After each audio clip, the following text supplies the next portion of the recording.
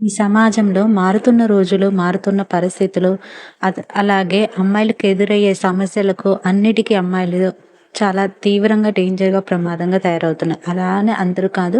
But కొంతమంది అమ్మాయిలు చాలా చాలా క్లిష్టంగా ఉంటున్నారు. ఈ రోజుల్లో ఏ అమ్మాయిని నమ్మాలన్నా చాలా కష్టంగా ఉంటుంది. కానీ అలానే అందరు అమ్మాయిలు అలా ఉండరు కదండీ!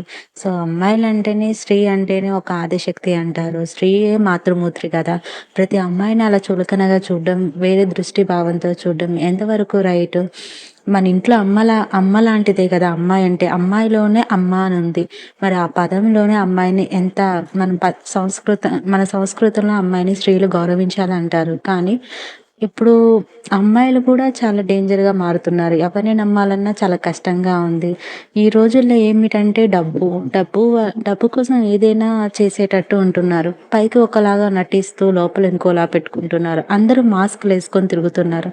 కానీ ఆ ముసుగు వెనక ఎంత నిజమైన అబద్ధం ఉంటుందో వాళ్ళే వాళ్ళ యు వాళ్ళ సెల్ఫ్ ఎంత నిజంగా లేదో చూస్తూనే ఉన్నాం. ఇప్పుడు అన్నీ 4 స్తంభాల ఆటలాగే ఉన్నాయి. ఎందుకంటే మీ అమ్మా నాన్నల కోసం కాకుండా వేరే వాళ్ళ కోసం పరితపించి వారినొదిలేసి వీడిని అలా అని కాదు.